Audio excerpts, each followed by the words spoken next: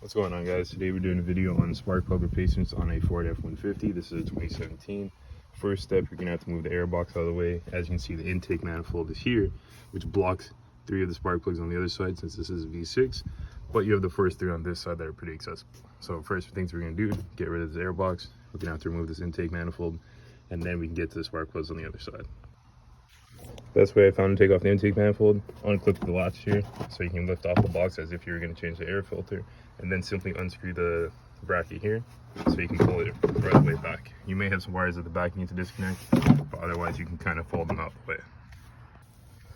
Okay, so now that I've disassembled a lot of the clips, all the things that would be holding this intake manifold onto the cart when I try to take it off, once you have all those off, there's just a couple 8mm bolts around that you have to remove, and then you can lift it all the way off, and then you can get access to your spark plugs underneath this side.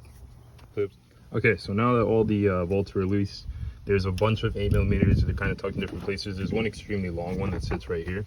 You see here, that's the only one that comes out. The rest of them kind of sit in place. You just have to unscrew them fully. There's also a secret one that sits like all the way at the back that you can't see.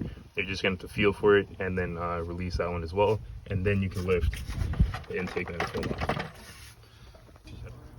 Okay, so now the intake manifold is off, you're back to a regular spark plug change. Pull off your electric connectors. You probably want to disconnect your battery. 8mm bolts still. Get your soft spark plug tool, and you can reinstall them. Okay, so once you take your 8mm bolt out, you can pull your coil packs, and then you just need a 5/8 spark plug tool with an extension. Or get your old spark plugs out and replace them with your new ones.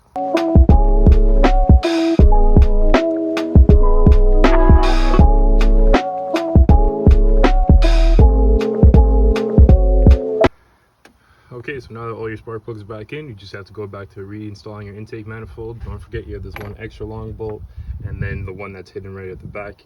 And then when you're done with all that, you're good to go. Reconnect your battery, connect all your vacuum lines and electrical outlets, and you can start the truck right up.